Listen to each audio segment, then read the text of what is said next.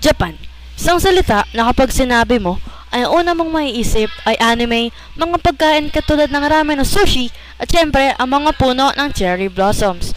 Ngunit bagay ito naging ganitong kaganda, ano kaya ang kasaysayan ng Japan at ano kaya ang mga naging kontribusyon nito sa ating bansang Pilipinas? Kami ang Group 3 sa Araling Panlipunan aka Economics mula sa Grade 9 Antipolo at ito ang aming video presentation.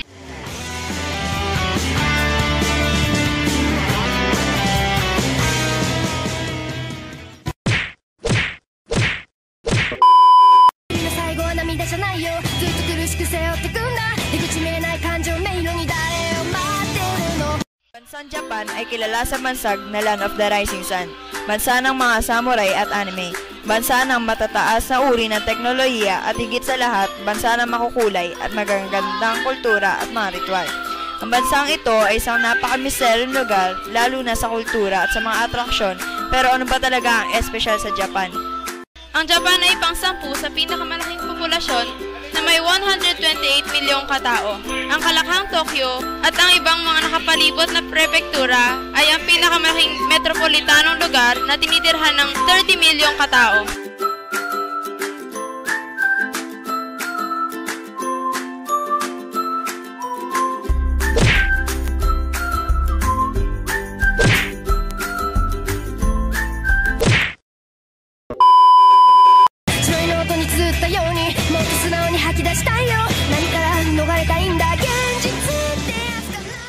Ang pananakop ng mga Hapones sa Pilipinas ay ang panahon sa kasaysayan ng Pilipinas mula 1942 hanggang 1945 noong ikalawang digmaang pandaigdig, kung kailan nilusob ng imperyo ng Hapon ang Pilipinas na dating tinatabanan o nasa ilalim ng kapangyarihan ng Estados Unidos.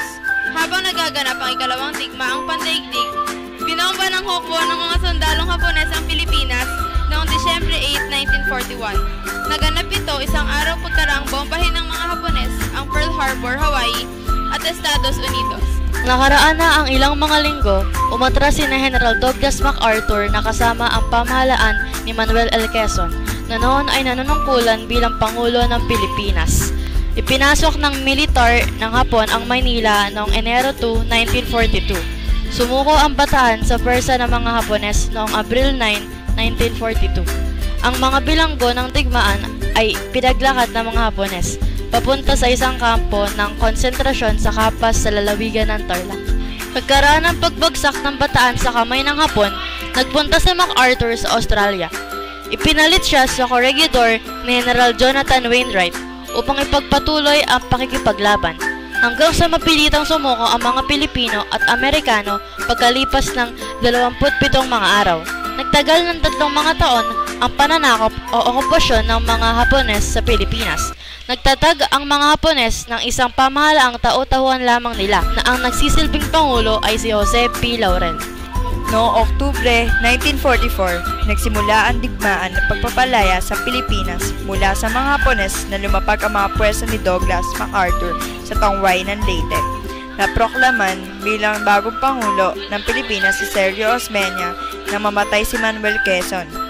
Malakas na nabomba ng mga sundalo ng Estados Unidos ang Maynila noong Pebrero 1945. Nasukol ng mga Amerikano ang mga pwersang militar ni General Homa sa lalawigang Bulbundukin, Mountain Province, na napilitang sumuko noong mabigo ang mga ito sa tinatangka nilang pagtakas.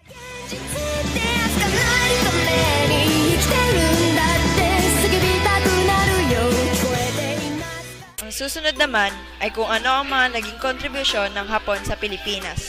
Maraming naipamana ang mga tao sa kasaysayan sa kasalukuyan, tulad na lang ng sa relihiyon, mga mahalagang estruktura, tradisyon, kultura at iba pa. Ang mga pamanang ito ay ginagawa at nagiging practice na sa kasalukuyan at aming ibibigay ang mga halimbawa nito. Una ay ang mga pagkain. Bahagi pa rin ng impluwensya ng mga Hapones ang pagkain tulad ng sushi, sashimi, tempura at iba't ibang uri ng noodles tulad ng ramen, yakisoba, udon at soba. Natutunan rin natin sa kanila ang pagsuot ng bata de banyo at pagyukod sa kapwa bilang tanda ng paggalang.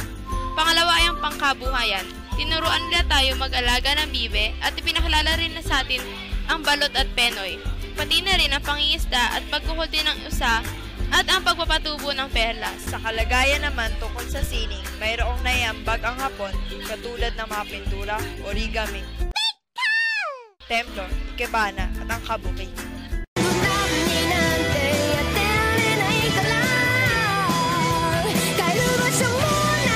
Lamang po ang aming video presentation tungkol sa Japan. Sana ay nagustuhan nyo. Kami ulit ang Group 3 mula sa Grade 9 Antipolo at salamat sa pakikinig.